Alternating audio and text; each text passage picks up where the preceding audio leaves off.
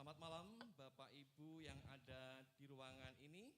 Syukur terima kasih tentunya kita panjatkan kepada Tuhan bahwa kita diberi kesehatan, kesempatan untuk hadir mengikuti kegiatan APP, khususnya APP tema pertama. Saya juga menyapa kepada saudara-saudari yang ada di rumah yang secara khusus mengikuti kegiatan ini secara online. Shalom semua, selamat malam. Shalom. Terima kasih Bapak Ibu atas atensinya. Kita yakin bahwa Roh Kudus senantiasa memberikan dorongan kepada kita tetap semangat untuk senantiasa hadir di dalam setiap kegiatan dalam karya penyelamatan Tuhan.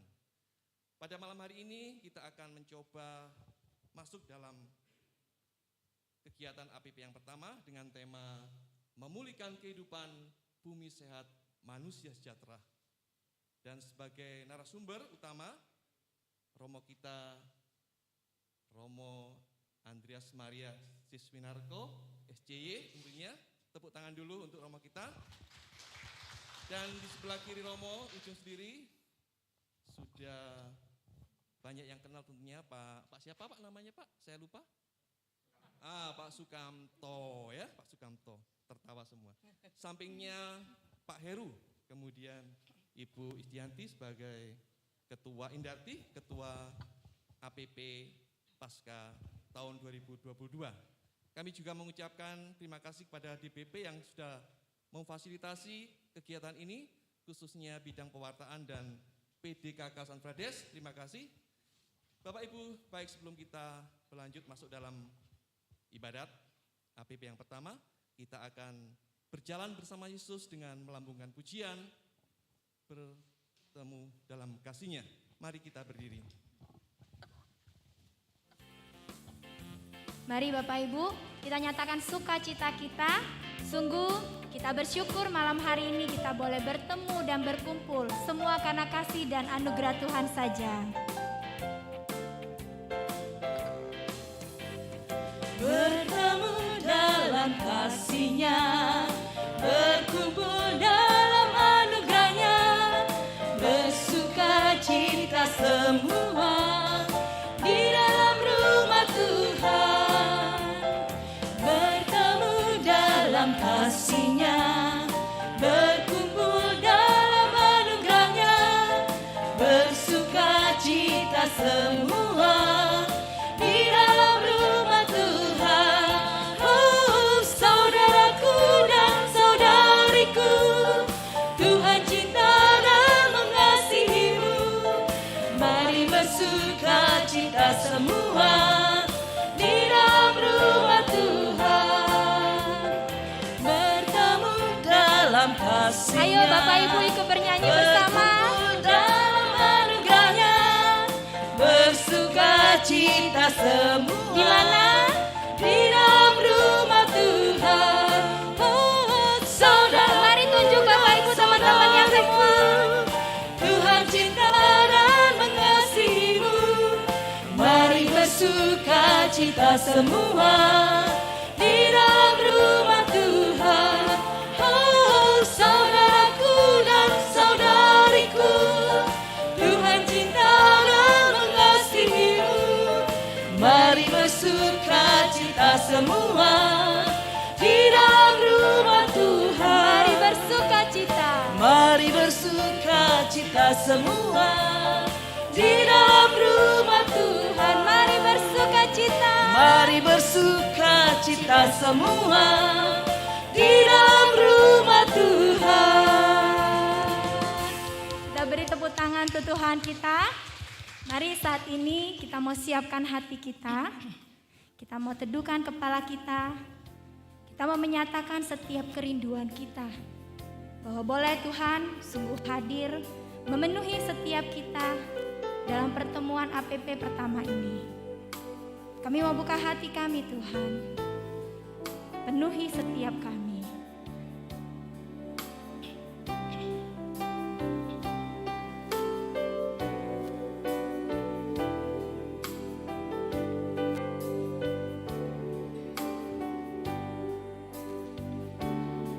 Suatu ziarah dijangkau kodratku.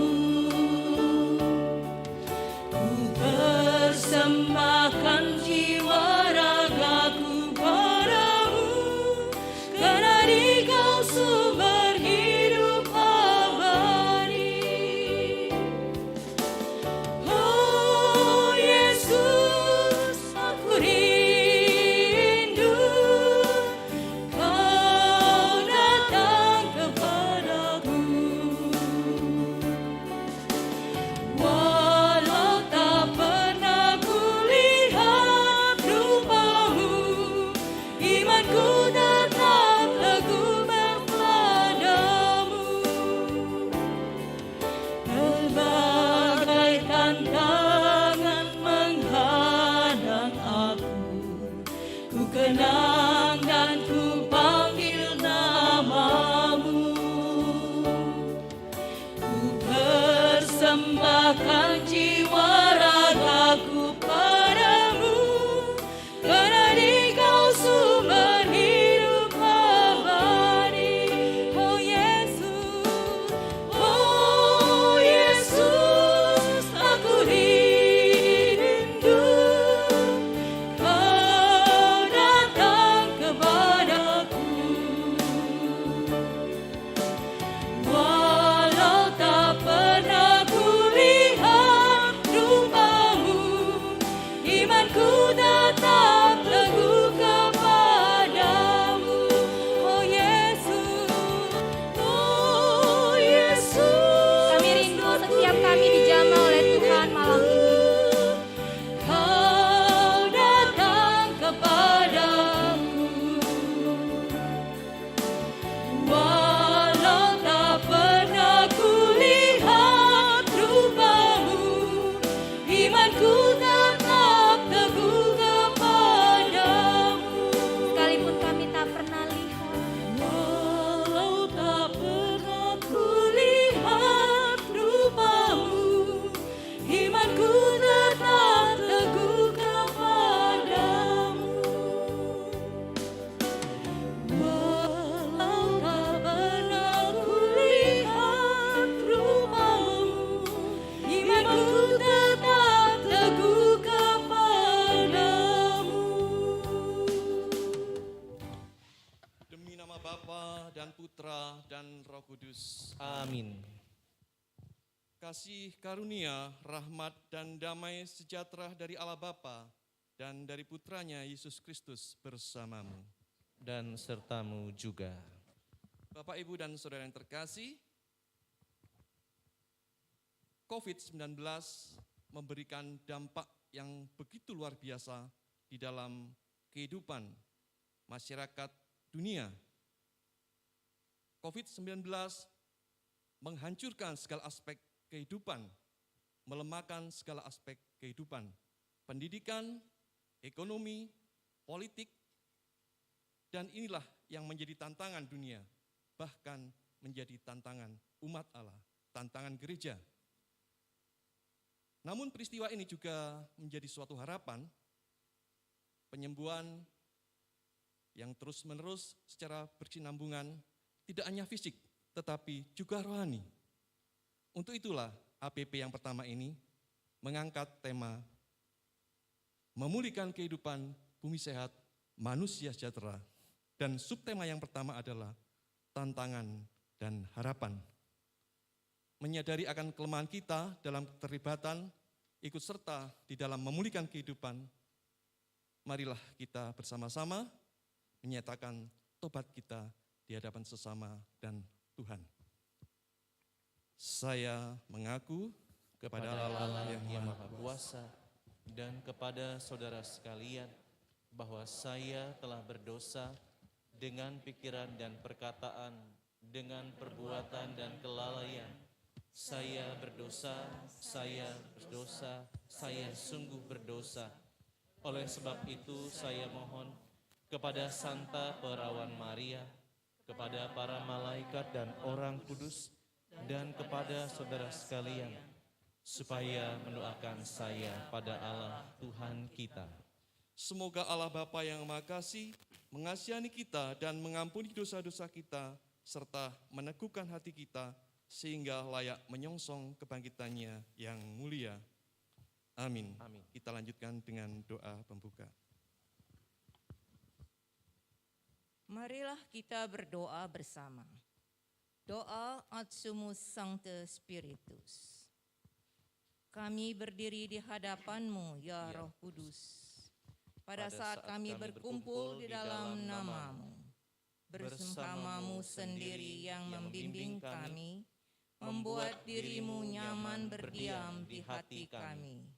Ajarilah kami jalan yang harus kami tempuh, dan bagaimana kami harus mengikuti jalan itu. Kami lemah dan berdosa. Jangan biarkan kami mendukung kekacauan. Jangan biarkan kebodohan menuntun kami ke jalan yang salah. Jangan pula keberpihakan mempengaruhi tindakan-tindakan kami. Kiranya kami menemukan di dalam Engkau kesatuan kami, agar kami boleh berjalan bersama menuju kehidupan abadi dan tidak menyimpang dari jalan kebenaran dan apa yang benar. Semua ini kami mohon kepadamu yang berkarya di setiap tempat dan waktu dalam persekutuan dengan Bapa dan Putra untuk selama-lamanya. Amin. Terima kasih kepada Dr. Swani. Kami persilakan duduk audiensi dan para narasumber. Bapak, Ibu, dan saudara yang terkasih, sejak lama gereja secara intens peduli terhadap perkembangan dunia. Konsili Vatikan II dalam salah satu konstitusinya, Konstitusi Pastoral Gaudium et Spes, di mana gereja hadir di dalam dunia modern, sungguh menyatakan keprihatinannya. Kegembiraan dan harapan, duka dan kecemasan dunia juga menjadi kegembiraan dan harapan, duka dan kecemasan murid-murid Kristus. Dan secara lebih jelas, Paus Fransiskus di dalam ensikliknya Laudato Si secara jelas bahwa gereja benar-benar hadir dan berprihatin dengan masalah dunia. Untuk itu, pada tema pertama ini, kita akan menyimak dan mendengarkan paparan dari narasumber, yaitu Romo Andreas Maria Cisunarko SCY. Kepada Romo, kami serahkan waktu sepenuhnya. Baik, terima kasih Pak Dodi. Ibu Bapak yang ada di sini, yang ada di sana, di tempat yang lain. Tidak terasa ya, sudah tahun ketiga kita memasuki masa-masa penting dalam perjalanan hidup menggereja kita di tengah pandemi COVID. 3 tahun, ini tahun ketiga ya, artinya ada begitu panjang masa yang sudah kita lalui bersama. Nah, di pertemuan pertama ini, gereja Keuskupan Agung Palembang memang mengajak kita untuk merenungkan tentang tema yang indah, yang berkaitan dengan alam. Bumi sehat, manusia sejahtera. Nah, kata kuncinya adalah kedua hal ini saling berkaitan. Manusia membutuhkan bumi dan bumi membutuhkan manusia. Maka tadi disampaikan oleh Pak Dodi, memang kesedihan dunia menjadi kesedihan gereja. Kegembiraan dunia juga menjadi kegembiraan gereja dalam Gaudium et Spes, dokumen tahun 65. Kita akan lihat sedikit bahan yang ditawarkan oleh keuskupan, dan nanti bisa saja kita muncul pertanyaan sana sini atau sharing berkaitan dengan tantangan dan harapan ini. Oh, malah mati. Yang perlu disadari adalah tujuan yang ingin disasar dalam pertemuan pertama ini. Kalau kita berjumpa di sesi pertama ini atau pertemuan Prapaskah yang pertama ini, Gereja Keuskupan Agung Palembang mau mengajak kita pertama-tama untuk sadar akan kehendak Sang Pencipta. Terkadang manusia menjadi lupa bahwa Allah itu punya kehendak. Manusia asik dengan kehendaknya sendiri. Nah, maka kita di pertemuan pertama ini diajak untuk menyadari kehendak Sang Pencipta akan keberadaan alam. yang diperuntukkan bagi penghormatan martabat manusia yang luhur. Kalau alam itu indah, maka manusia otomatis menjadi istimewa. Karena apa? Indah. Indah itu ditata oleh manusia. Jadi dengan indahnya alam, maka orang akan memuji betapa agungnya manusia itu. Lalu yang kedua, gereja mengajak kita untuk sadar bahwa kita sebagai anggota gereja itu tidak bisa lepas tangan. Ketika banyak orang sudah mulai abai dengan alam, gereja mengajak kita untuk kembali terus menjadi pioner tentang bagaimana kita harus bertanggung jawab terhadap alam. Nanti dituliskan dalam kitab Kejadian bab 2 ya. Lalu yang ketiga, mengajak kita untuk sadar kembali. Inilah, kesadaran itu adalah masa pertobatan kita. Untuk membawa bumi menjadi sehat. Membawa bumi menjadi sehat. Oh, ternyata selama ini bumi sakit. Iya, betul. Maka gereja mengajak kita untuk membawa bumi menjadi sehat kembali. Saya mengawali perjumpaan malam ini dengan data informasi yang diterima oleh Keuskupan Agung Palembang dalam teks itu yang sudah saya update beritanya. Kalau di situ memang dibuat atau tertulis tanggal 22 Januari tahun 2022 ini. Nah karena itu memang dibuat bukan bulan ini ya, tapi sudah bulan yang lalu-lalu, maka datanya yang terbaru waktu itu adalah 22 Januari. Dari data yang saya baca, kita bisa melihat atau mendengar. Kalau yang di streaming bisa melihat data yang saya tampilkan, kalau yang di sini mungkin hanya sebagian yang bisa melihat. Di tanggal 1 Maret, tanggal 5 Maret, dan tanggal 8 Maret, artinya kemarin, saya membaca data tentang mereka yang terkonfirmasi. Ya, kalau di dalam teks itu dari Komisi Katekese Keuskupan di tahun 22 Januari itu data mereka yang terpapar adalah 4.283 sekian. Itu 22 Januari. Di bulan Maret ini sudah 5.589 sekian. Lalu tanggal 8 Maret kemarin naik lagi 5.700. Kok tadi 5.500.000, kemudian ini menjadi 5.700.000. Dan kemarin data yang saya lihat sudah mencapai 5,8 juta yang terkonfirmasi. Ya, baik spesimen maupun yang suspek, tapi itu 5,8, artinya sudah naik lagi. Tetapi kita juga lihat angka tentang kematian. Kalau di situ angka kematian di tanggal 1 itu 148 lebih. Di tanggal 5 Maret 149 lebih. Berarti sudah ada penambahan 1000-an orang kurang lebih. Di tanggal 8 kemarin sudah mencapai 150 orang lebih yang meninggal. Ada penambahan. Tetapi harapan yang baru adalah ternyata vaksin yang kita terima, baik 1, 2 dan booster, itu membawa angka kesembuhan yang juga baik. Tanggal 1, 4,9 yang sembuh. Tanggal 5 ada 5 jutaan orang sembuh.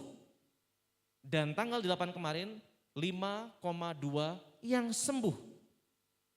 Nah disinilah saudara-saudara terkasih kita bisa melihat ternyata selain tantangan yang terus berjalan bersama kita, ada harapan yang juga kita harus apresiasi. Maka sekali lagi bukan kita menjadi sembrono atau takabur, wah saya sudah vaksin gitu ya. Tetap kita harus menjaga protokol kesehatan sampai nanti dikatakan sesuatu yang lebih baik lagi. Nah itu data dari negara yang saya himpun yang paling baru. Nah dari situ kita bisa melihat tantangan pertama yang ditampilkan atau ditunjukkan oleh Satgas dan juga Kementerian Bappenas. Komisi mencatat tantangannya adalah perekonomian yang stagnan. Itu para ahli-ahli sudah mengatakan kita stagnan, ya berjalan cuman di tempat ya. Kemudian produksi melambat bahkan cenderung berhenti yang mengakibatkan pengangguran bertambah, kita juga tahu. Kemudian ada sampah dan limbah medis yang melimpah. Mau nggak mau orang 1 hari 3 kali cocok ya, colok hidung gitu. Minimal 1 orang 3 kali misalnya. Atau ada yang 2 kali. Sampah itu kan terbuang dan itu menimbun Dan banyak sekali akibat COVID ini. Itu yang juga muncul sebagai tantangan kita. Lalu polusi udara meningkat karena pemakaian kendaraan pribadi. Orang takut untuk pergi rombongan di angkot bersama-sama. Orang takut membuat perjalanan di bus atau kereta. Maka mereka memakai cara yang lain atau tidak pergi atau nekat pergi tapi dengan kendaraan sendiri. Banyak sekali polusi yang akhirnya semakin muncul. Itu yang dilihat. Lalu kemiskinan dan ketimpangan sosial ekonomi terus berlangsung. Kita juga merasakan itu. Ini tantangan ya. Data BPS, Badan Pusat Statistik per September 2021 ada 26,50 juta, 26,50 juta orang miskin. Masih banyak ya. Pendidikan mengalami kemunduran karena tidak semua masyarakat dapat mengikuti pembelajaran berbasis digital. Bapak dan Ibu mungkin masih bersyukur karena di rumah beberapa keluarga masih bisa anaknya sekolah secara daring. Karena apa? Karena Tuhan masih memberikan rezeki yang cukup. Tetapi kita juga bisa melihat begitu banyak anak yang pertama aksesnya di daerah pedesaan, yang kedua karena faktor ekonomi orang tuanya yang kurang memadai, akhirnya mereka tidak bisa belajar. Karena ini menjadi tantangan buat kita saat ini karena masa pandemi. Selain itu juga tantangan kedua muncul. Tantangan kedua ini, alam itu mengirimkan pesan kepada kita bahwa kita ternyata telah gagal menjaga planet ini dengan baik dan benar seperti diamanatkan Allah. Dalam Kejadian bab 2, Allah menghendaki Adam sebagai bapak kita untuk menjaga, merawat dengan baik bumi yang sudah diciptakan oleh Allah. Ternyata kita sebagai cucu-cucu Adam tidak mampu menjaga amanah itu. Karena apa? Karena lupa. Karena tidak sadar bahwa kita itu mendapatkan amanah yang sama dari orang tua kita, kakek nenek dan sebagainya sampai ke Bapak Adam. Itu amanah pertama dan seterusnya sampai dunia nanti berakhir. Nah kita banyak manusia, bukan yang di sini ya, tapi yang banyak manusia itu menjadi abai dengan amanah agung ini untuk menjaga. Maka kita bisa melihat ada yang penggundulan hutan, pembakaran dan sebagainya. Kemarin di Amazon itu juga luar biasa ya, di Amazon. Kemudian masyarakat tidak dapat hidup sehat jika bumi dan ekosistemnya juga tidak sehat. Maka mau tidak mau orang pakai masker, nanti karena maskernya sudah itu dibuang sembarangan, tumpukan masker ada di jalan atau ada di selokan-selokan dan sebagainya. Kita bisa melihat masker berguna di satu sisi, tapi masker ternyata juga menjadi musibah yang lain. Ya, karena orang tidak meletakkan pada tempatnya tapi membuang. Wah, kotor sudah sembarang. Itu juga menjadi tantangan yang lain. Lalu juga tantangan berikutnya, asal usul virus corona dan sebelumnya pernah bernama SARS, MERS atau Ebola, itu terkait dengan campur tangan manusia. Karena manusia tanda kutip serakah, tanda kutip terlalu bersemangat dengan sebuah ilmu pengetahuan yang mengakibatkan akhirnya tidak terkendali ekosistem. Dan akibatnya kita yang dunia sudah mulai sakit itu membuat kita juga menjadi sakit. Ini tantangan. Dan akibatnya adalah kerusakan alam yang makin parah. Kain ini dibuat juga sebagian dari tanaman, pohon-pohon, mungkin sisa ada. Dan itu mau tidak mau akan memotong banyak pohon. Kemudian juga hal-hal yang lain. Sampah-sampah tadi juga yang tadi saya bilang, colokan-colokan itu bentuknya sebagian plastik kalau tidak salah. Dan itu ketika dibuang kalau sudah tidak itu juga menimbulkan malapetaka tertentu. Nah itu data dari Pusat Penelitian Kehutanan Internasional 2020. Ini data dari pusat internasional. Kok yang pertama tadi dari Satgas dan BPN. Nah, saudara-saudari terkasih, di tengah tantangan dan juga harapan, para ilmuwan itu mengingatkan juga kepada kita. Memang yang merusak ilmuwan, tapi juga yang peduli juga ilmuwan ya. Penghancuran yang begitu masif atau begitu padat terhadap ekosistem dan keanekaragaman hayati yang menopang kehidupan di bumi terjadi melalui perdagangan hewan atau satwa liar. Satwa-satwa yang seharusnya itu bisa berkembang hidup di tengah ekosistemnya mau tidak mau diambilin, kemudian dijual. Dibuat kadang-kadang sebagai koleksi atau yang paling parah itu dibuat sebagai eksperimen. Itu yang bisa membahayakan dan kita tidak tahu siapa ya. Yang jelas pasti orang-orang yang mempunyai kemampuan untuk bisa membeli dengan ilegal. Lalu penggundulan hutan seperti yang tadi saya sebutkan, sebuah kasus di Amazon. Untuk bisa mendapatkan sebuah tempat maka hutan itu dibuat kering dulu kemudian dibakar. Yang menimbulkan asap yang luar biasa. Penggundulan demi sebuah kepentingan dari kelompok-kelompok tertentu. Lalu pertambangan, nah ini pertambangan ini sudah demi mengeksplorasi hasil bumi, pokoknya ditambang-tambang terus, nggak ada pindah. Nah itu juga sebagian dari keserakahan segelintir manusia yang mengakibatkan ekosistem itu akhirnya menjadi rusak atau tidak seimbang. Penebangan pohon sudah sama. Dan pertanian yang tidak ramah lingkungan.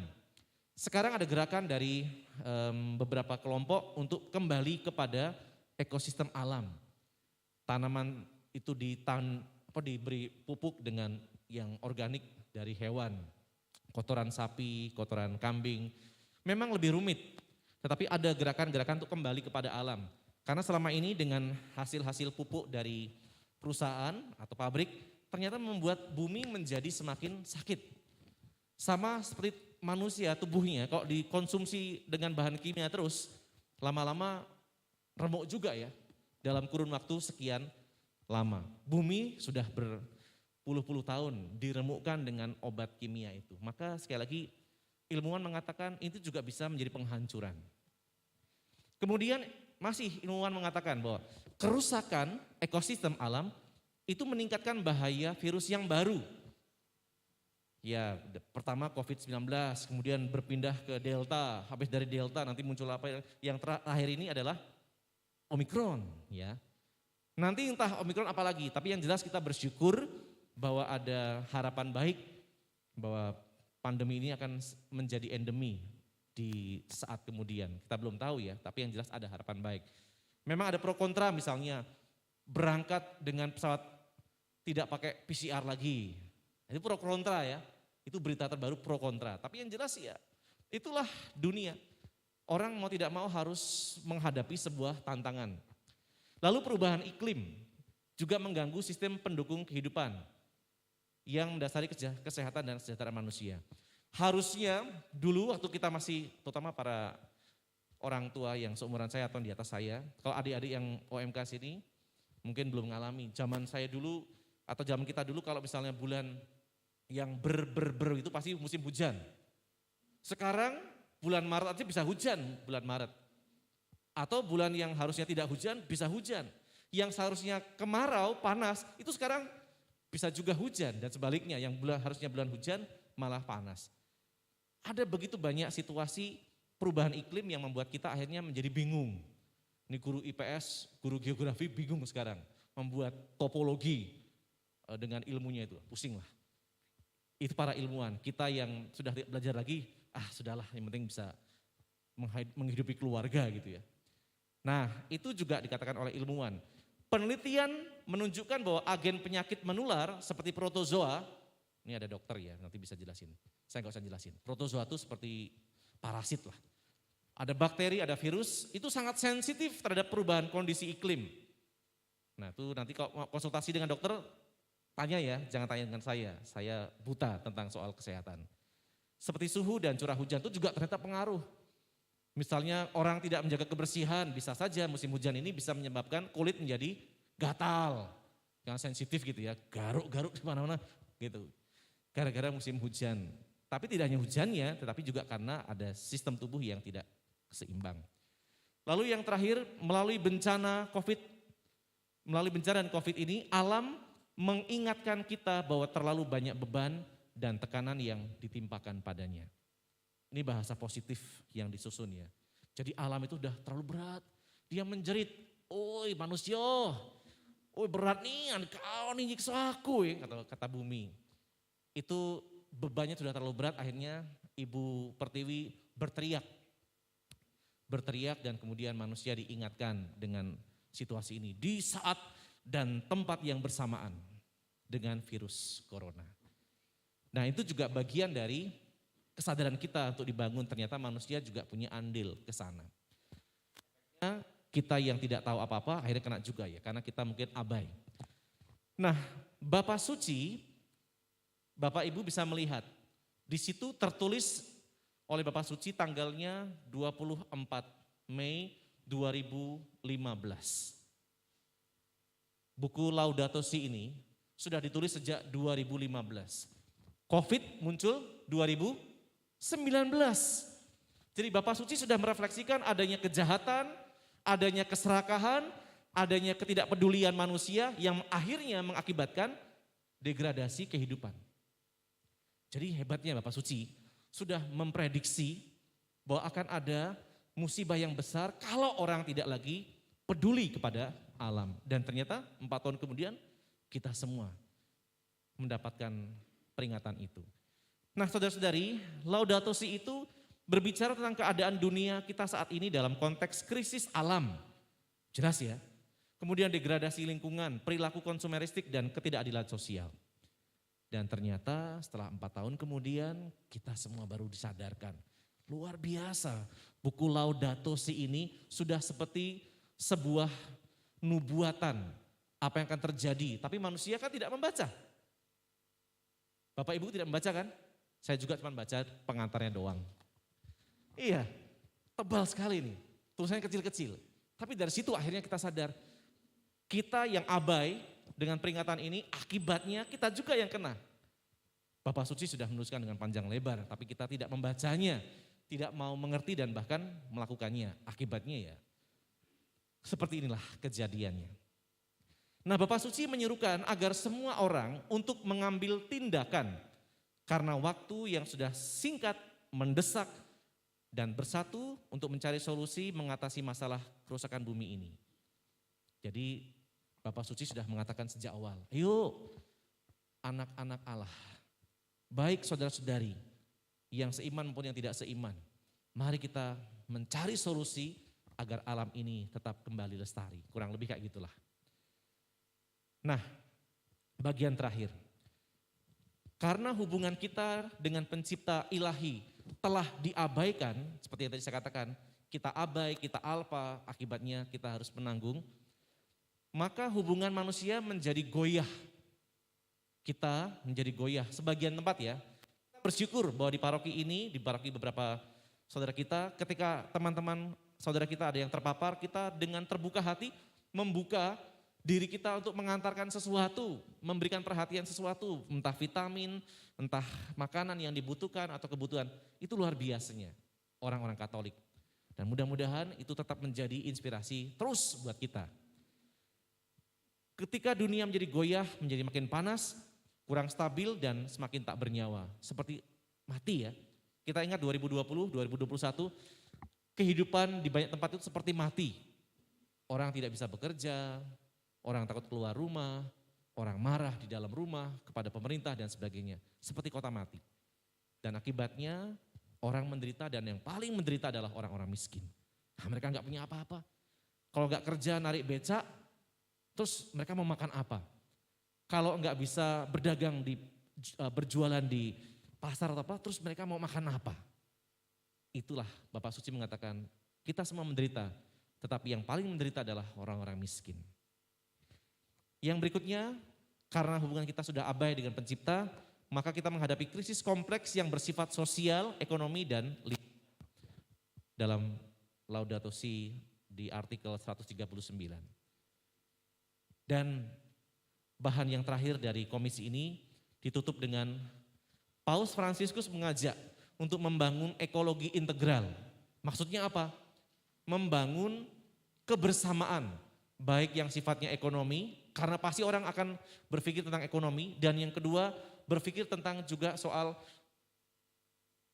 ekonomi sosial, bagaimana orang terus bisa berhubungan dengan sesamanya tanpa harus merasa khawatir, dan yang ketiga juga berkaitan dengan budaya. Budaya ini mari mengembangkan sesuatu yang baru, yang perlu dikombinasikan menjadi budaya baik, memberi perhatian, toleransi, gotong royong dan sebagainya.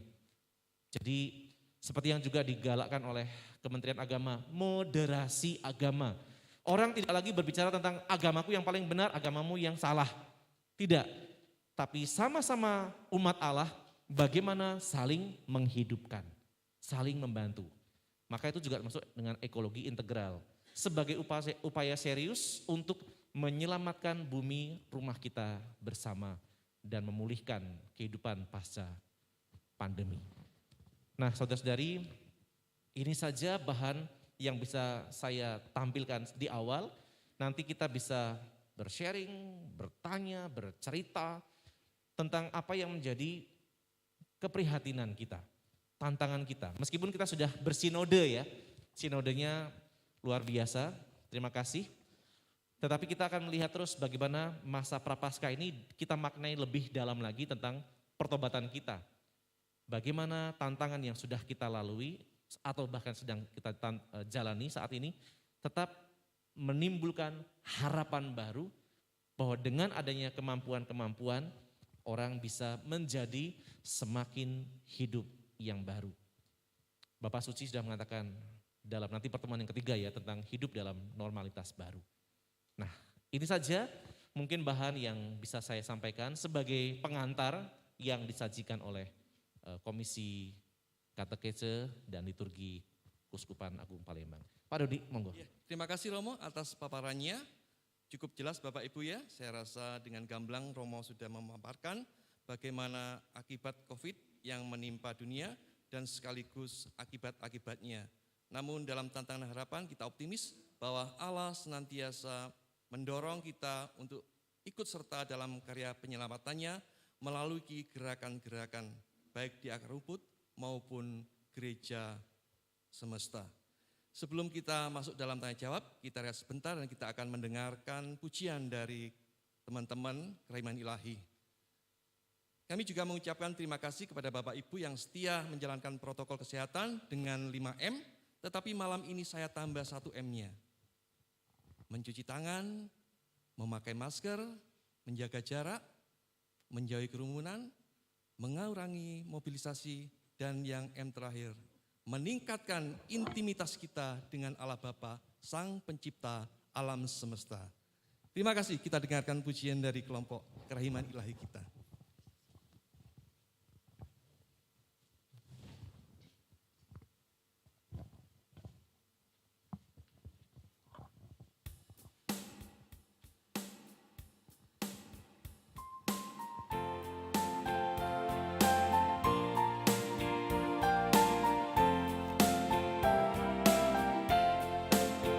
Mari berdendang, ramai berdendang, hidungkan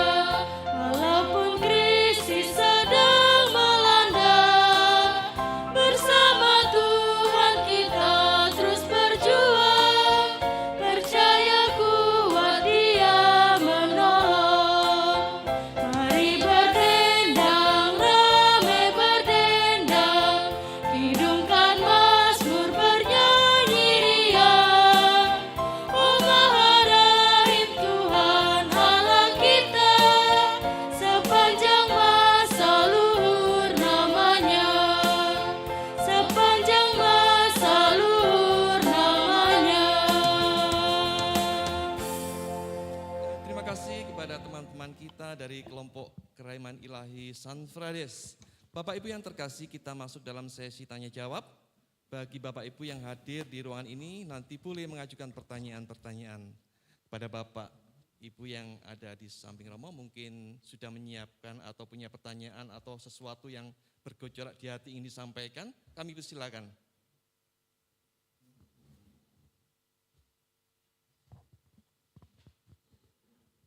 Baik, terima kasih Pak Dodi.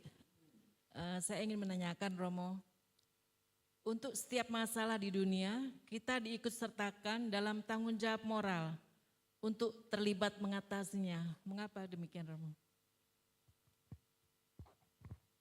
Ini pertanyaan yang ada di teks ya?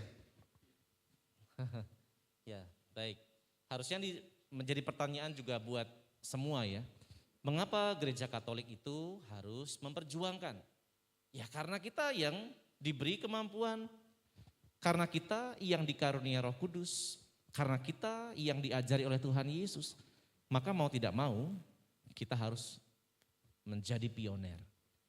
Bumi ini sedang kacau, karena kita juga ikut kacau. Nah ketika kita menjadi sadar, karena dengan tuntunan Roh Kudus kita punya gembala utama, Bapa Suci, maka kita juga sebagai anak-anaknya, sebagai murid-murid Tuhan Yesus harus bisa memunculkan kreativitas yang baru. Tidak harus menjadi seorang ilmuwan, tidak harus menjadi seorang yang expert, menjadi seorang tokoh besar, enggak perlu. Tapi mulailah dari kesadaran-kesadaran pribadi. Contohnya misalnya seperti Bapak Suci ya.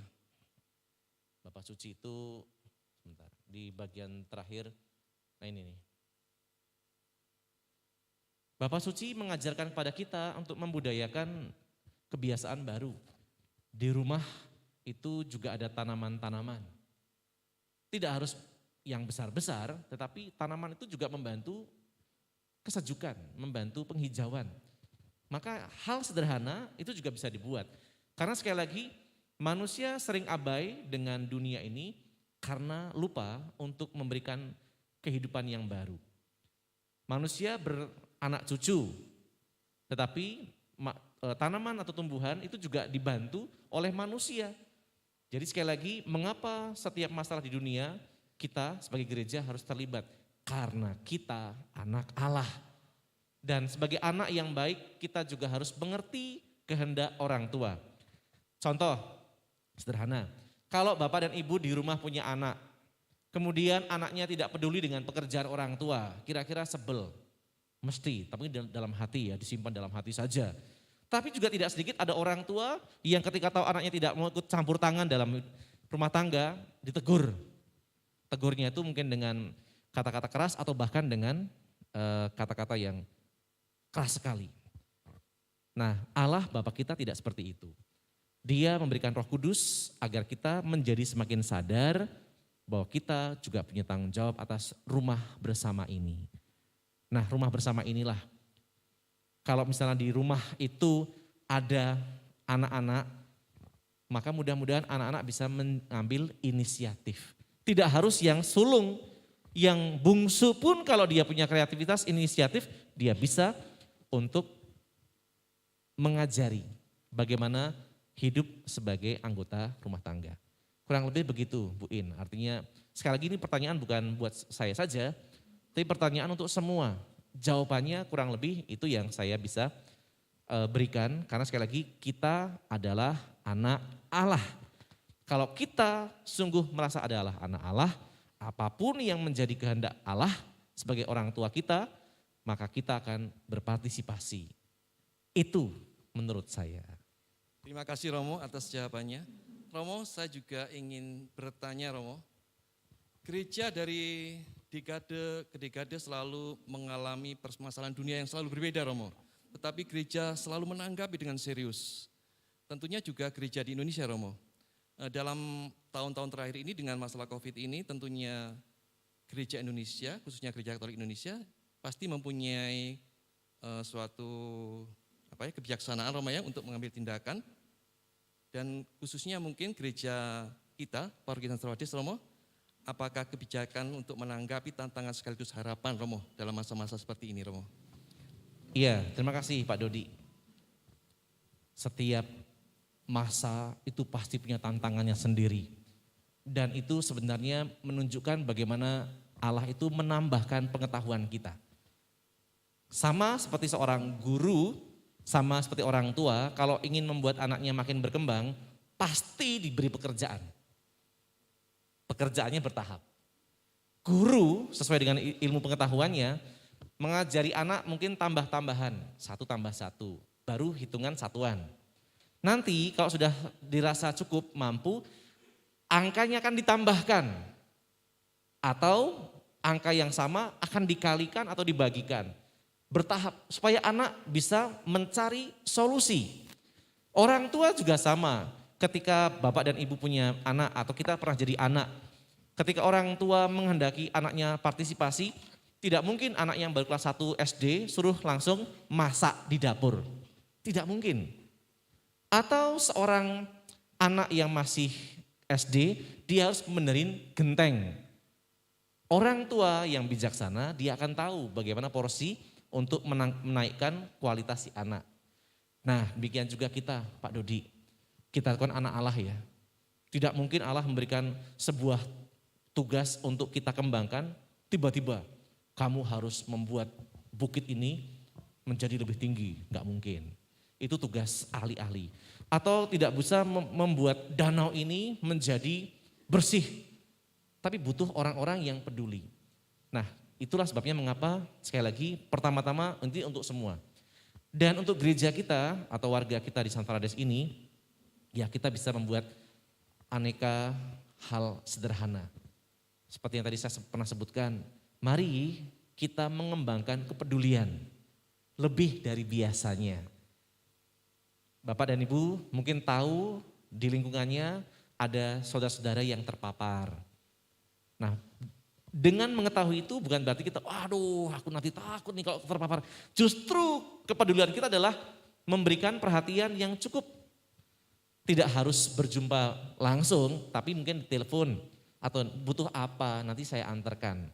Atau misalnya bagaimana keadaannya. Itu untuk lingkungan saja. Dan ini sesuatu yang positif, kenapa? Karena contoh, kalau dalam kehidupan lingkungan itu sehat, maka kita juga sejahtera. Persis seperti tema kita, bumi sehat, manusia sejahtera. Kalau rumah itu sehat, kalau rumah itu baik, maka semua anggotanya mudah-mudahan sehat. Lingkungan juga Pak, Ya, Romo. kurang lebih. Terima kasih Romo. Saya semakin jelas Romo bagaimana sebagai umat Allah harus bertindak menghadapi permasalahan ini. Mungkin dari Bapak Ibu yang ingin bertanya, kami persilakan untuk berdiri. Ya, silakan Bapak. Terima kasih Pak. Sebutkan namanya Pak, dari lingkungan mana? Saya Daniel dari lingkungan Yakobus. Tadi sempat disinggung oleh Romo bahwa dampak dari pandemi COVID-19 adalah kemiskinan Romo. Nah, kemudian pertanyaan saya, bagaimana nanti usaha-usaha dari paroki, khususnya di San Farades ini mungkin program-program DPP terhadap warga paroki yang terdampak oleh COVID-19 dalam kaitannya dengan ekonomi ya. Mungkin karena pandemi banyak orang yang kehilangan pekerjaan, adanya PHK atau mungkin usahanya bangkrut, sehingga di situasi yang enggak menentu ini mereka putus asa. Dan menurut berdasarkan pengalaman saya di lingkungan saya juga ada beberapa keluarga yang terdampak juga, kerjaan tidak tetap, barangkali bisa beralih profesi menjadi tukang parkir atau tukang becak, atau ahli tukang bangunan gitu. Tapi kan itu tidak tetap ya.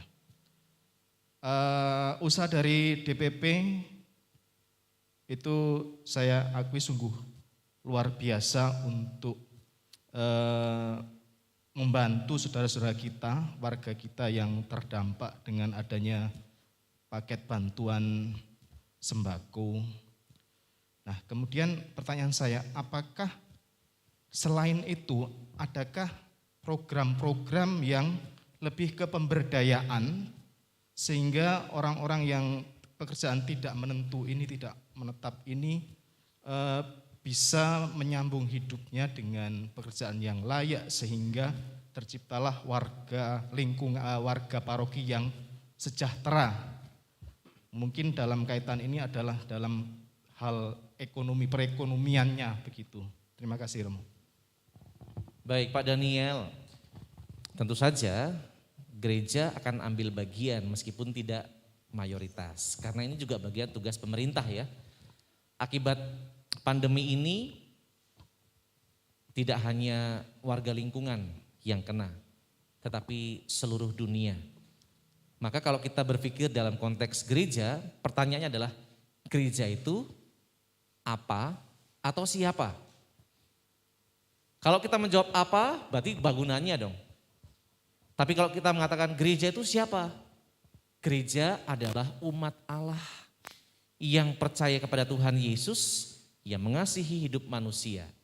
Nah, kalau kita menjadi orang yang percaya sama Yesus yang mengasihi hidup manusia, artinya tugas mengentaskan kemiskinan bukan pertama-tama tugas DPP, tapi tugas seluruh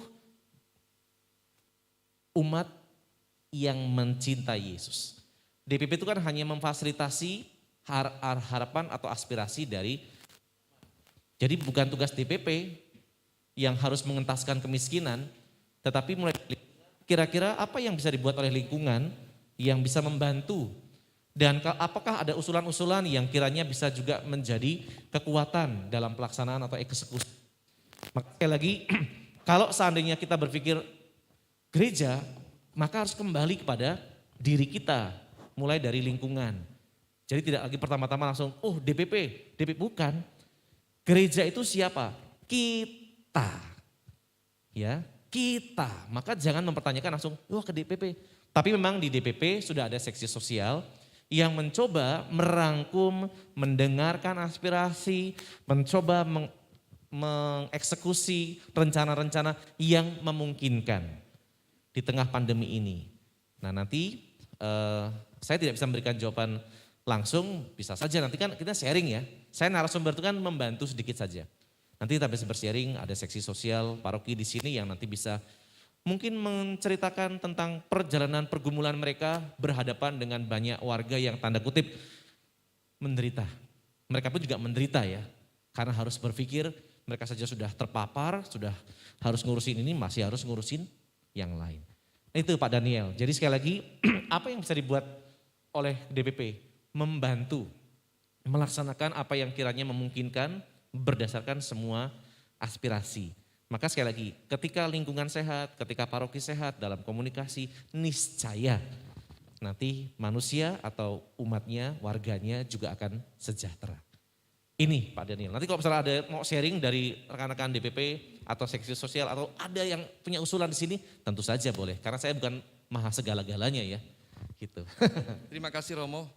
Mungkin jawaban Romo ini bisa terdengar oleh umat kita yang ikut secara streaming, yang selama ini mereka kurang peduli, mungkin dengan apa yang disampaikan Romo, terketuk hatinya dan ikut ambil bagian berpartisipasi untuk pengentasan saudara-saudara kita yang sedang mengalami kelemahan karena COVID-19, termasuk ekonominya Romo. Mudah-mudahan teman-teman kita yang mendengar dan tergerak. Terima kasih Romo, kemungkinan kelihatannya itu Bu, sahabat Dr. Suwani sudah memegang mic itu, mau bertanya silakan dokter. Terima kasih Romo, terima kasih Pak Dodi kesempatan ini. Saya Suwani dari lingkungan Maria. Romo, menyambung pertanyaan dari Bapak Daniel mengenai efek atau dampak dari COVID terhadap khususnya pada gereja San Frades. Apakah ada gereja kita sudah mempunyai semacam database bagaimana demografis dari umat kita sehingga kita bisa mengetahui usia dan sebagainya, ada kelompok-kelompok rentan. Kita tahu ada kelompok rentan dan kemudian bagaimana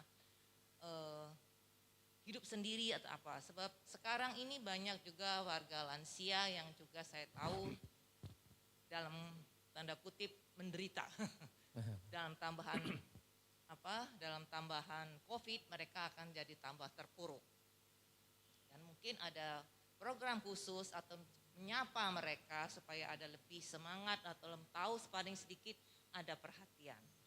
Pertanyaan kedua yang lebih umum, dalam Laudato Si, Paus Fransiskus mengatakan bahwa perlu pertobatan ekologis. Mungkin Romo bisa menjelaskan lebih baik. Terima kasih Romo, terima kasih Pak Dodi. Ya, Romo, 2 pertanyaan dari Dr. Suwani. Romo, silakan Romo untuk menjawab. Ya, berkaitan pertama dengan perhatian kepada jemaat yang ada di paroki. Kita ingat di 2021 kemarin saya sudah meminta kepada rekan-rekan di DPP untuk menganimasi pendataan sensus jemaat paroki. Dan sensus itu sangat membantu sebenarnya, meskipun belum sempurna. Karena apa? Karena ada hal-hal sensitif yang memang tidak bisa disertakan di situ, misalnya nih. Harusnya bisa, cuman karena ini sesuatu yang sangat sensitif, maka kita delay. Contoh misalnya, yang paling sensitif itu adalah berapa penghasilan Anda dalam 1 bulan. Itu kan sensitif ya. Sebenarnya tujuannya baik, supaya nanti mengetahui ini keluarga sejahtera, prasejahtera atau bahkan di bawahnya prasejahtera gitu. Tapi kan karena ini sensitif maka tidak dibuatkan data itu. Tetapi kami mengandaikan bahwa lingkungan lebih mengenal warga di lingkungannya untuk nanti bisa memberikan data yang sensitif atau bukan sensitif tapi kondisi kehidupan yang ada di lingkungan supaya nanti bersama dengan seksi sosial kita bisa memikirkan bagaimana caranya untuk bisa membantu meringankan sedikit. Selama ini memang salah satu cara yang paling sederhana adalah kita memohon bantuan, kita cari sana cari sini, membeli sesuatu yang baik karena ada banyak orang yang berdonasi maka harganya lebih murah, sembako. Tapi kan tidak mungkin sembako terus, sampai kapan gitu kan. Nah maka ke depan kita akan memikirkan bagaimana cara untuk membantu. Seperti yang tadi disampaikan oleh Pak Daniel ya. Artinya bagaimana kita tuh harus berpikir bersama-sama. Karena mengingat kondisi-kondisi. Lalu berkaitan juga dengan sensus itu sebenarnya sudah di tahap pertama selesai. Saya memang mengajak teman-teman di PP untuk melakukan tahap yang kedua. Melengkapi. Tetapi karena sekarang situasinya masih dalam masa transisi, maka belum dibuat untuk yang kedua. Harapan saya yang kedua itu juga bisa menambah kelengkapan, contoh misalnya, karena sekali lagi untuk bisa membaca data butuh orang yang bisa menekuni di sensus itu. Nah persoalannya kita yang pertama tujuan sudah tercapai, semua umat sudah didata. Yang tahap kedua mudah-mudahan nanti pelayanan-pelayanan pastoral itu yang bisa dibuat, termasuk juga misalnya yang dalam pikiran saya itu bagaimana memperhatikan keluarga-keluarga yang sudah ditinggal oleh pasangannya atau yang hidup sendiri. Atau contoh yang kedua misalnya bagaimana memperhatikan keluarga-keluarga yang menikah dengan dispensasi. Kan selama ini kan kalau ada perhatian keluarga kepada yang ulang tahun perkawinan itu kan yang sakramen ya. Nah bagaimana kita membantu keluarga-keluarga yang menikah secara Katolik tetapi dengan dispensasi. Supaya mereka juga tetap bisa punya ketangguhan dalam iman. Karena sekali lagi ini penting. Atau mungkin juga yang lain, bagaimana kita melihat kekuatan muda di paroki ini. Kan belum bisa dieksekusi karena datanya itu masih ada, cuman belum diambil, belum dipegang. Mungkin untuk periode ini harapan saya nanti teman-teman di DPH bersama dengan seksi-seksi terkait akan bisa mengambil kekuatan-kekuatan yang ada dalam sensus tadi. Itu yang pertama dokter ya. Jadi kurang lebih ke depannya, karena sekarang belum bisa, karena itu baru dimulai. Yang kedua tentang pertobatan ekologis, ya ini istilah dari Bapak Suci. Bertobat itu artinya mau kembali, ya, kembali kepada yang benar ya, maksudnya jadi yang benar. Maka pertobatan ekologis artinya kita kembali mengenali apa yang menjadi kehendak Allah. Dalam kitab Kejadian jelas Adam diserahi, peliharalah bumi ini, beranak cuculah dan bertambah banyak dan jaga bumi ini. Nah dengan mengetahui, mengingat kembali dan melaksanakan itu juga bagian dari pertobatan ekologis. Tadi yang saya katakan pada awal, manusia sebagian besar itu abai. Bukan tidak tahu ya, tapi abai untuk menjalankan ini. Contoh yang pernah kita tahu juga, yang saya pernah sharing. Saya pernah dibawa kendaraan, mobil di depan saya, itu buang sampah dengan mudahnya. Buka jendela, lempar sana, dengan mudahnya. Nah, kalau ada orang seperti itu, kita nggak mungkin nyalip, ngejar gitu ya. Kalau saya tidak bisa membuat orang itu bertobat, minimal saya tahu apa yang harus saya buat. Jangan melakukan hal itu. Kalau misalnya saya berjumpa dengan sesuatu yang tidak nyaman untuk mata, contoh kayak di sini misalnya ada yang bertaburan, ya ambil, masukkan ke dalam tempat sampahnya. Atau juga di rumah sama saja. Nah, sebenarnya itu bagian dari pertobatan ekologis. Kemudian misalnya soal penghematan energi listrik. Tempat yang tidak terpakai dikurangin. Meskipun mungkin ada lampu kecil tapi ya dikurangin pemakaiannya. Tidak misalnya di sini lampu nyala, kemudian di sini ada TV, nanti ada internet, ada macam nyala semua. Bukan saya bayar gitu. Nah, bukan seperti itu ya. Tapi kita juga memakai sesuai dengan kebutuhan. Dan masih banyak hal yang lain. Contoh juga misalnya tetap menjaga kebersihan. Entah lingkungan, rumah tangga, diri, dan sebagainya. Banyak.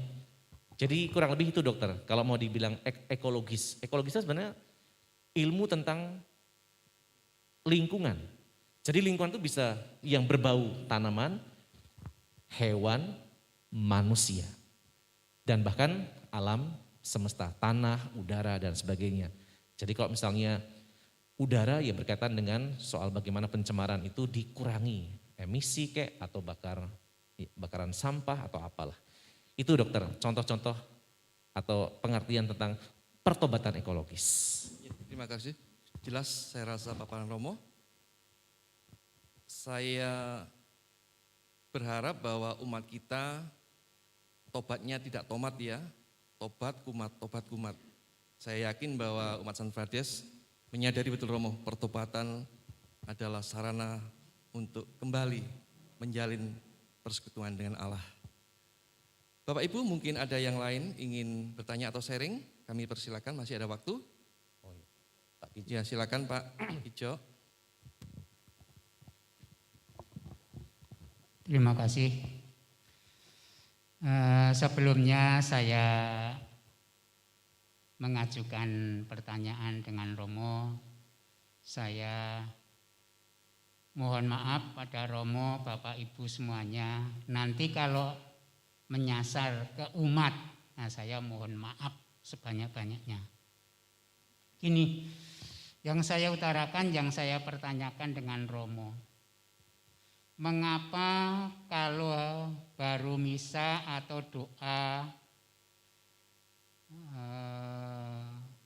doa yang sama dengan misa kudus, itu kalau sudah dimulai upanya hari Minggu atau hari-hari lain.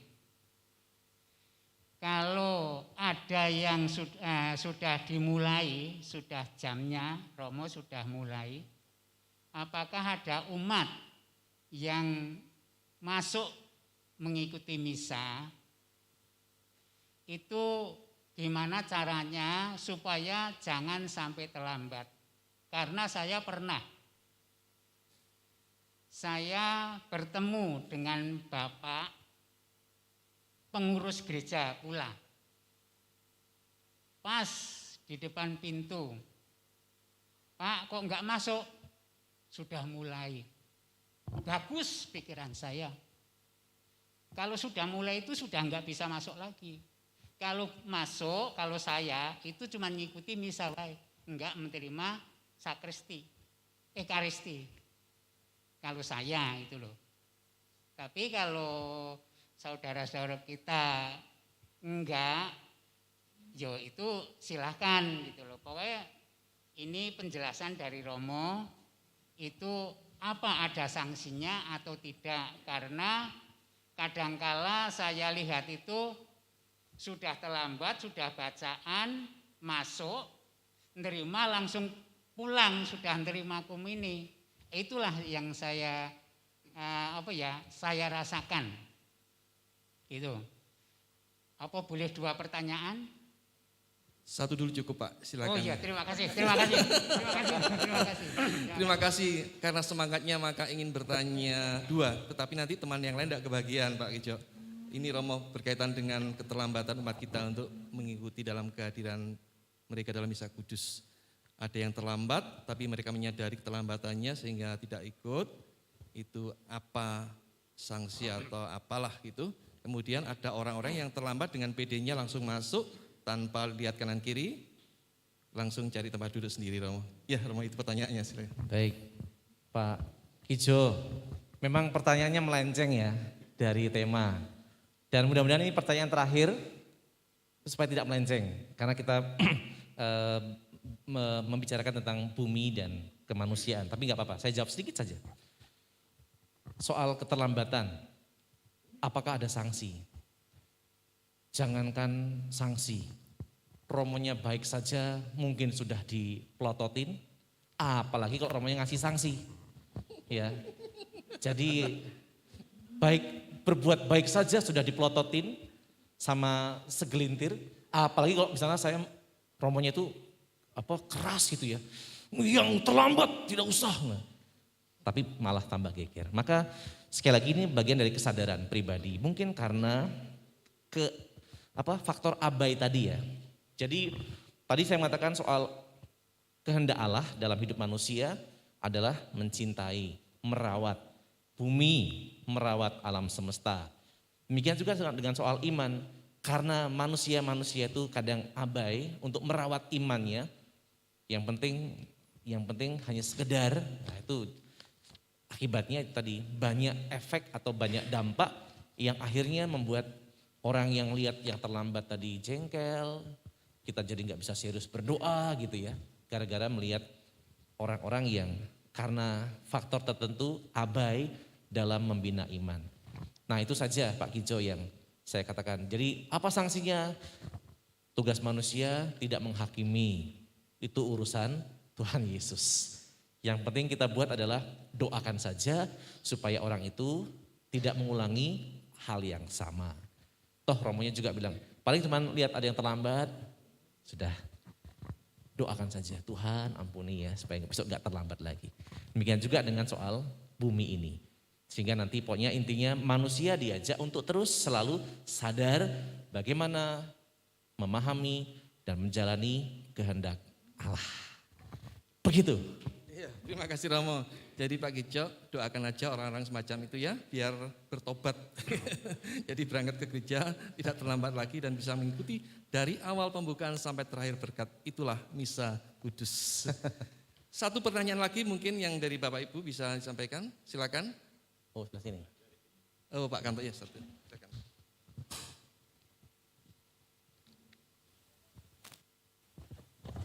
Selamat malam Romo, Bapak Ibu dan saudara-saudariku yang terkasih. Malam Pak Kanto.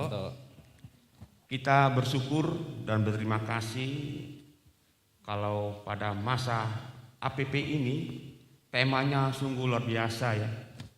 Memulihkan kehidupan bumi sehat, manusia sejahtera. Artinya di sini kita sebagai manusia, sebagai warga gereja bertanggung jawab untuk dapat memulihkan kehidupan, untuk dapat melaksanakan biar bumi itu sehat.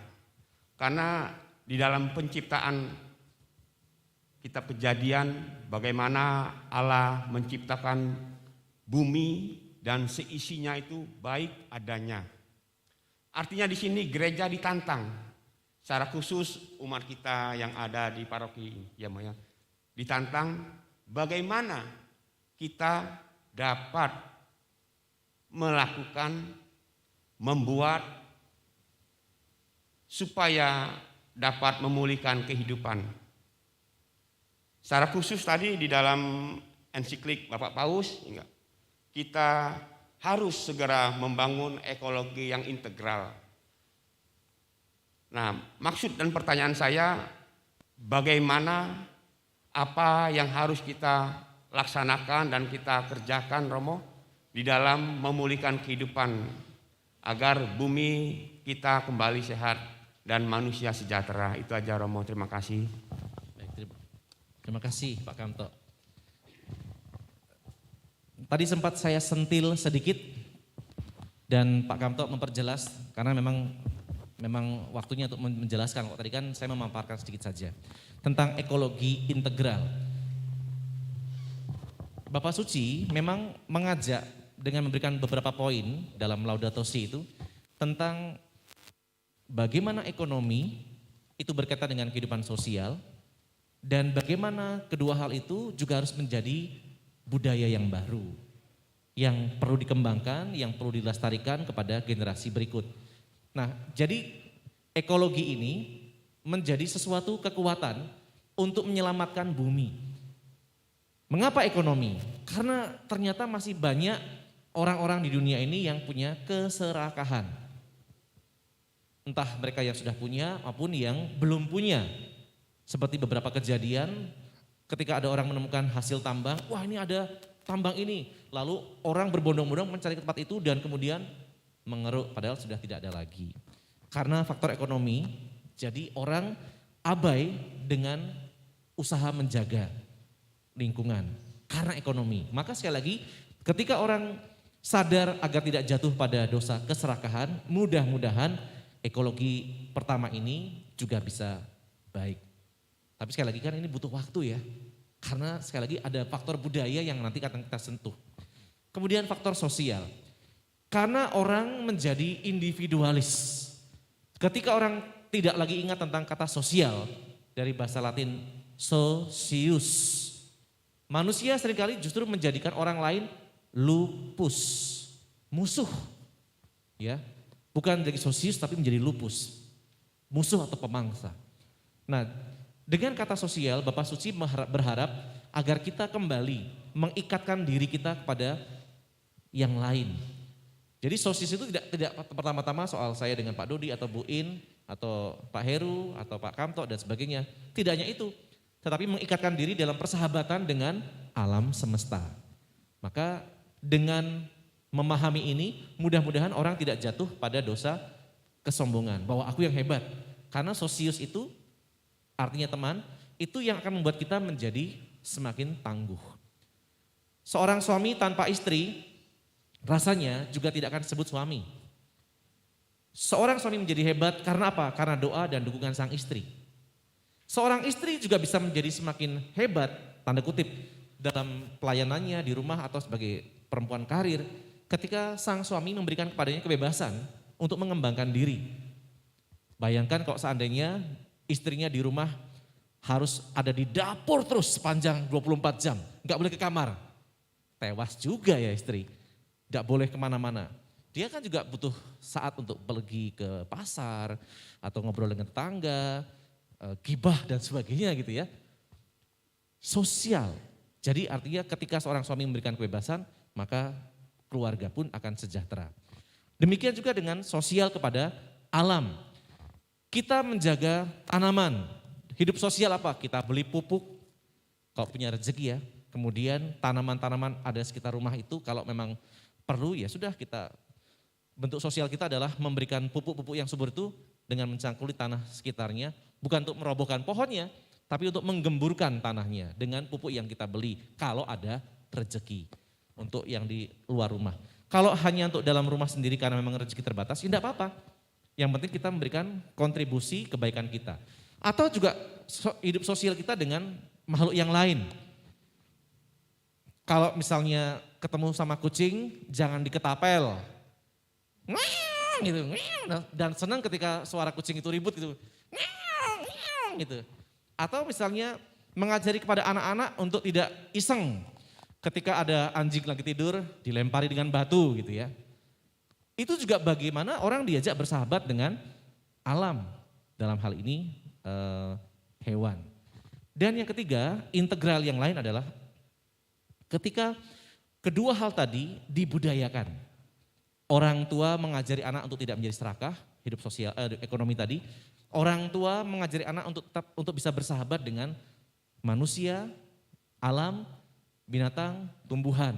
Dan itu menjadi habitus baru. Maka mudah-mudahan dengan hal yang itu, maka ekologi integral bisa menjadi terlaksana. Memang banyak kaitan lagi, tapi Bapak Suci menyebutkan dalam Laudato Si itu yang saya baca, sekilas 3 hal tadi, sosial, ekonomi, dan budaya.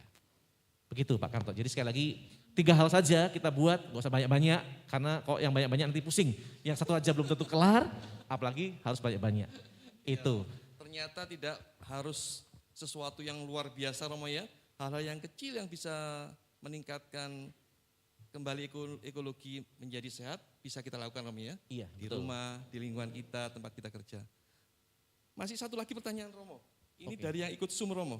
Oh ada yang Zoom, luar Pak, biasa. Ini Pak siapa? Menyapa yang Tolong Zoom. Pak, tadi yang Zoom Pak. Sebentar Romo. Yang Zoom namanya, Heni dari lingkungan Angela.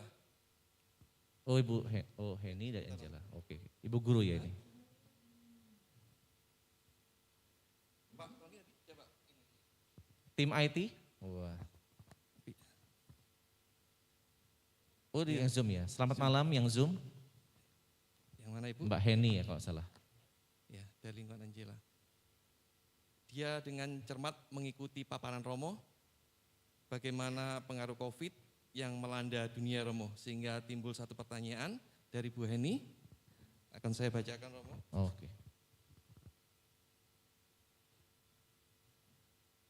Saya mohon izin bertanya terkait dengan apa yang sudah Romo jelaskan tentang apa yang saat ini terjadi di negara kita.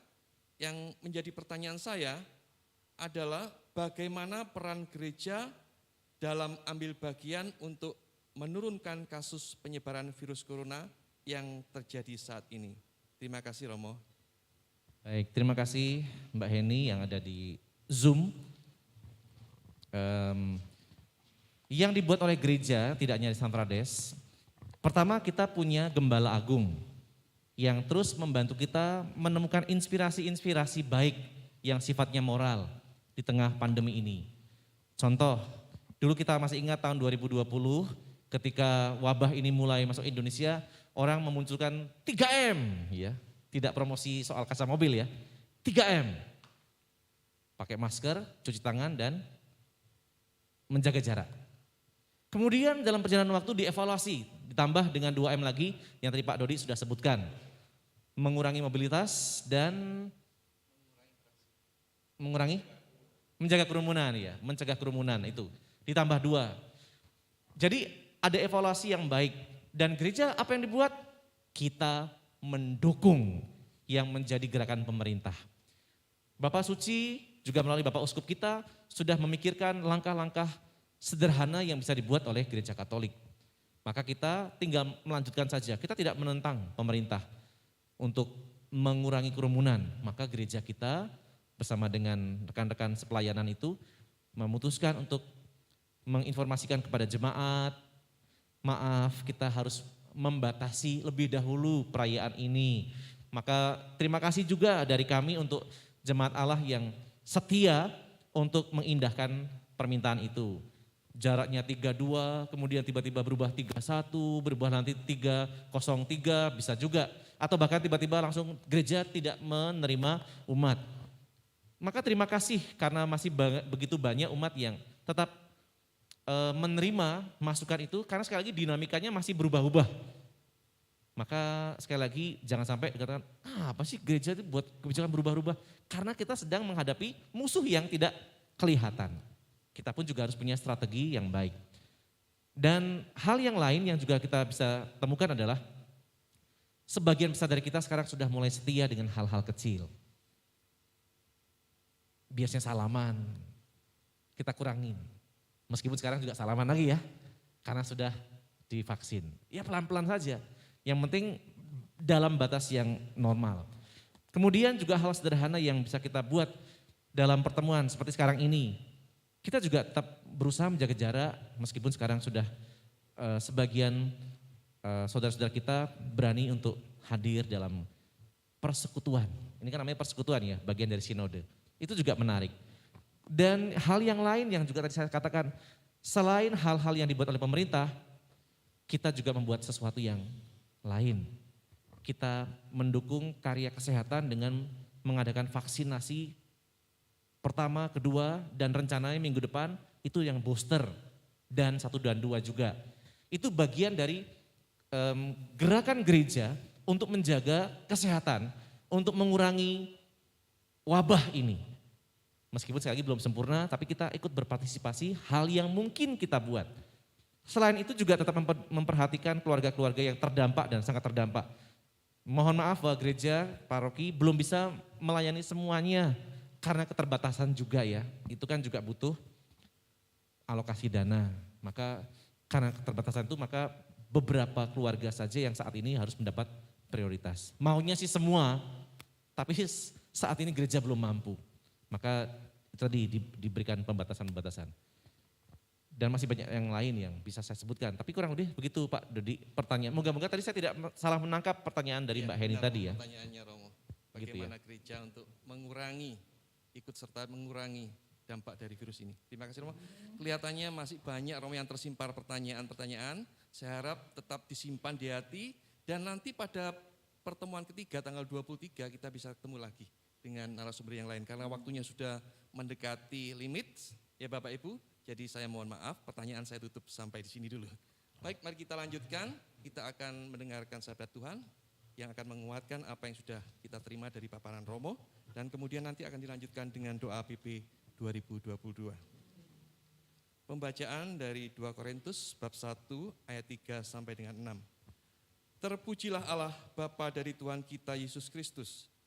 Ia Bapa yang sangat baik hati dan Ia Allah yang memberikan kekuatan batin kepada manusia. Ia menguatkan batin kami dalam setiap kesukaran yang kami alami, supaya dengan kekuatan yang kami terima dari Allah itu, kami pun dapat menguatkan batin semua orang yang dalam kesusahan. Penderitaan-penderitaan yang dialami oleh Kristus sudah banyak kami alami juga, dan melalui Kristus pula batin kami sangat dikuatkan. Kalau kami mengalami kesukaran, itu adalah untuk menguatkan batinmu demi keselamatanmu. Kalau batin kami dikuatkan, maka kalian juga turut dikuatkan, sehingga kalian menjadi tabah dalam kesukaran-kesukaran seperti yang kami derita juga. Demikianlah sabda Tuhan. Syukur kepada Allah.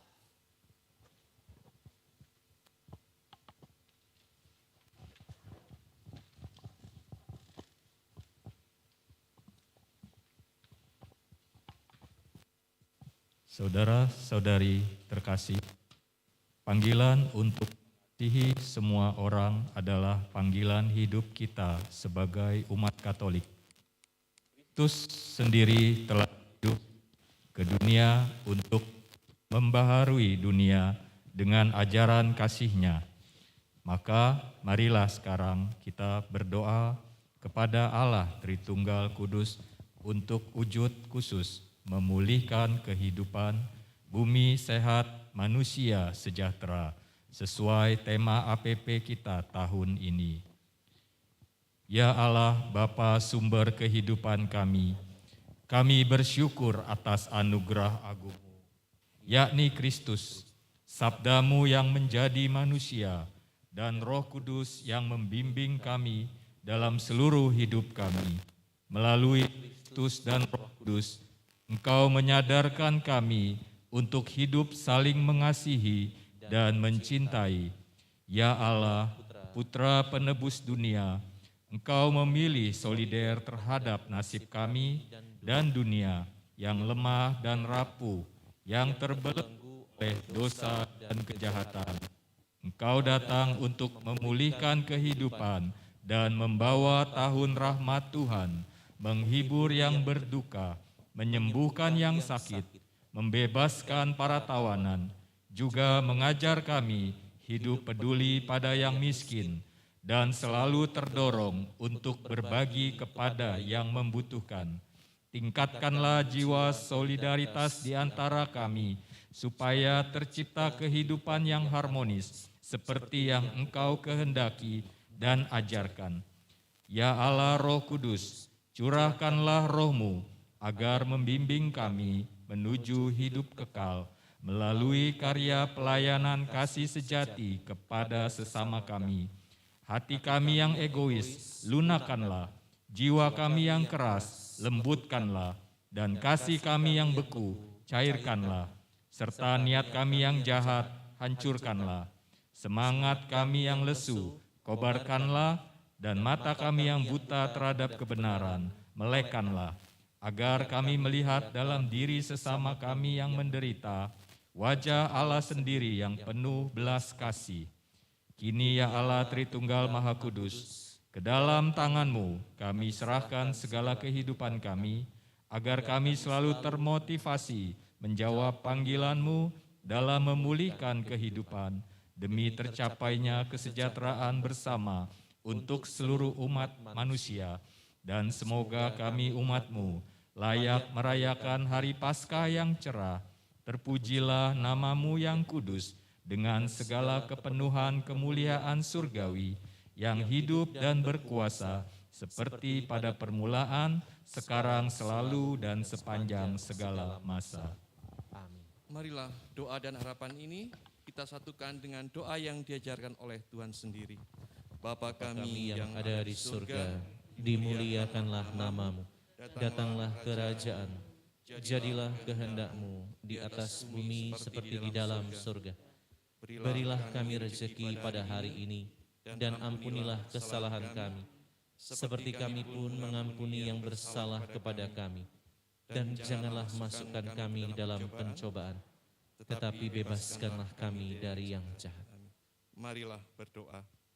Allah Bapa sumber hidup dunia, melalui sengsara dan kebangkitannya, Yesus Kristus Putra-Mu menyelamatkan hidup kami dari jurang penderitaan.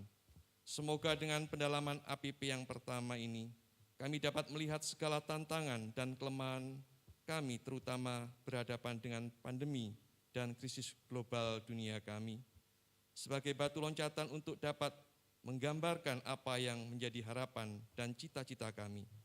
Semoga kami juga mampu menemukan apa yang menjadi kehendak-Mu atas semua yang telah Kau jadikan dan Kau berikan untuk kami, umat manusia, untuk memperbaharui ciptaan-Mu yang sudah rusak karena keteledoran kami. Demi Yesus Kristus Putra-Mu, Tuhan dan pengantara kami, yang bersatu dengan Dikau dalam persekutuan Roh Kudus, kini dan sepanjang segala masa. Amin. Sebelum kita akhiri, mungkin Romo nanti sebelum lebih berkat, bisa memberikan 1-2 sebagai kata kunci, Romo. Saudara-saudari umat Allah yang terkasih, baik yang ada di tempat ini maupun yang juga ikut terlibat melalui streaming, Zoom maupun YouTube. Panggilan kita untuk menjadi kudus seperti yang disampaikan Tuhan Yesus adalah dengan mencintai Allah dan mencintai sesama. Sesama tidak hanya manusia saja sekarang, tapi gereja mengajak kita juga untuk melihat sesama itu sebagai yang sama-sama diciptakan. Itulah sebabnya Bapak Suci juga mengundang kita melalui ensiklik Laudato Si agar kita memuji Allah dan segala yang Ia ciptakan sebagai suatu tanda bahwa Allah mengasihi kita. Karena itu mari kita berbuat sesuatu yang sederhana tapi dengan cinta yang besar, seperti yang juga pernah disampaikan oleh Mother Teresa dari Kalkuta atau Santa Teresa dari Kalkuta ya. Lakukanlah segala sesuatu yang kecil tapi dengan cinta yang besar. Maka mari kita membuat masa pertobatan ini menjadi semakin membahana karena cinta kita yang terus kita tambahkan dalam kehidupan, khususnya untuk mencintai bumi agar bumi menjadi sehat dan kita sebagai manusia hidup dalam kesejahteraan. Begitu Pak Dodi. Silakan Romo untuk memberikan berkat. Tuhan sertamu. Semoga saudari-saudara yang berhimpun di tempat ini, juga yang berhimpun melalui siaran streaming, dan seluruh rencana dan langkah pertobatan kita selalu diberkati Allah yang Maha Kuasa, Bapa dan Putra dan Roh Kudus. Amin. Terima kasih untuk semuanya Bapak Ibu yang hadir di sini maupun yang ikut streaming di rumah, dan juga kepada Romo sebagai narasumber, teman-teman, juga tim singer. Baik Bapak Ibu, jangan lupa nanti pada APP yang ketiga, hari Rabu tanggal 23, Bapak Ibu diundang kembali untuk hadir bersama-sama mengikuti kegiatan APP yang ketiga. Mari kita tutup dengan satu pujian dari kelompok PDKK San Prades. Terima kasih Romo, Pak Dodi, Terima Pak kasih Sukamto, Pak Heru, dan juga Ibu Indarti, juga Bapak Ibu semua yang sudah hadir maupun yang mengikuti live streaming. Mari kita mau sama-sama buat komitmen, kita mau sama-sama belajar mencintai Allah, belajar mencintai ciptaan Allah dengan berjalan terus bersama Yesus untuk memulihkan kehidupan, bumi sehat, manusia sejahtera. Amin. Jalan serta Yesus, jalan sertanya setiap hari. Jalan serta Yesus selamanya. Jalan dalam suka, jalan dalam duka, jalan sertanya setiap hari. Jalan serta